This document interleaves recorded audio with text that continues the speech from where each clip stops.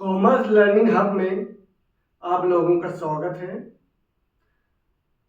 Commerce learning hub by doctor Mansoor Ali को ज़रूर subscribe, like और शेयर करें।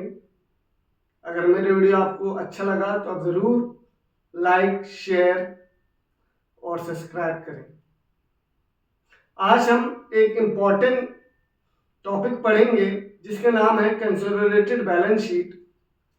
कंसोलिडेटेड बैलेंस शीट में दो इम्पॉर्टेंट चीज़ें होती हैं।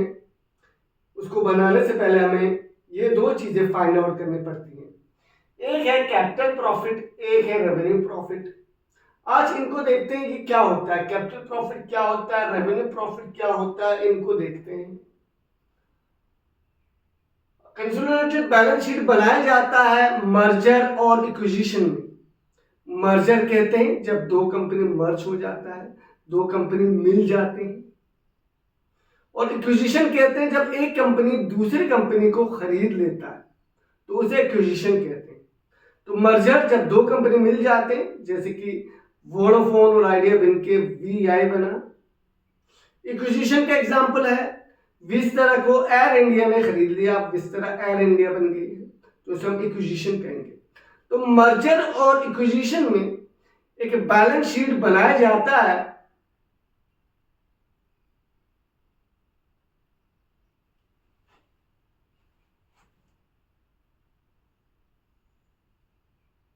जिसका नाम होता है कंसोलिडेटेड बैलेंस शीट।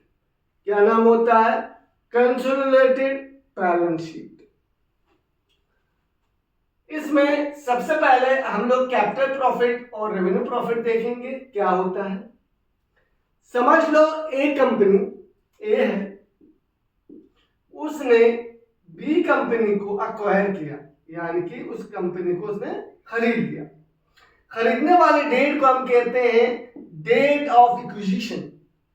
ए कंपनी ने बी कंपनी को अक्वायर किया और जिस दिन किया उस डेट को हम कहते हैं डेट ऑफ इक्विजिशन। तो डेट ऑफ इक्विजिशन में इसके से मान रहा हूं 31 जुलाई को।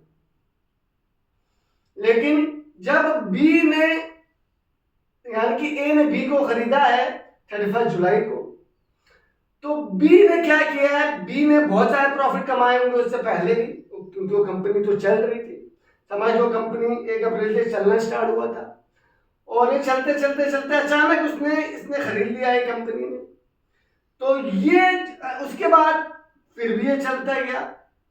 तो इससे पहले जो प्रॉफिट होता है इक्विजिशन से पहले वाला किसका, बी कंपनी का, उसको हम कहते हैं कैपिटल प्रॉफिट। और 31 जुलाई के बाद वाले को यानी कि इक्विजिशन के बाद वाले को उसको हम कहते हैं रेवेन्यू प्रॉफिट।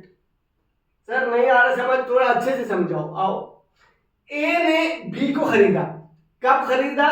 31 जुलाई को। बी जो है 1 अप्रैल से चल रही थी, ये प्रॉफिट कमा रही थी। इसने यहां से प्रॉफिट कमाया।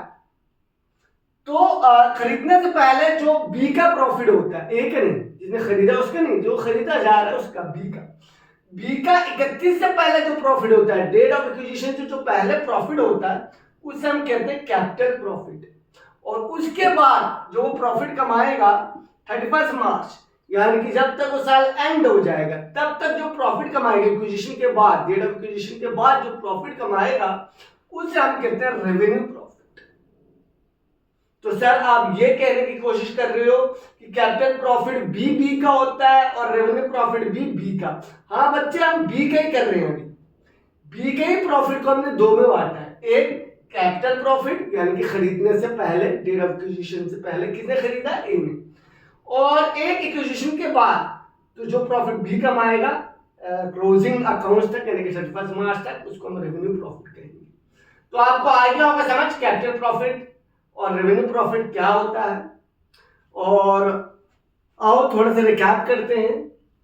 देखो बच्चे, आज दो हमने सीखा कैपिटल प्रॉफिट, रेवेन्यू प्रॉफिट सीखा। जब एक कंपनी दूसरे कंपनी को खरीद लेता है, जिस दिन खरीदता है उसको कहते हैं हम date of acquisition. Date of acquisition हमने इस केस में 31 जुलाई मान रहे हैं। 31 जुलाई से अगर पहले कोई प्रॉफिट कमाया है किसने, बी ने, जिसको खरीदा जा रहा है, उसको हम कहते हैं कैपिटल प्रॉफिट। 31 जुलाई के बाद अगर भी कोई प्रॉफिट कमा रहा है जिसको खरीदा जा रहा है उसको हम कहते हैं रेवेन्यू प्रॉफिट।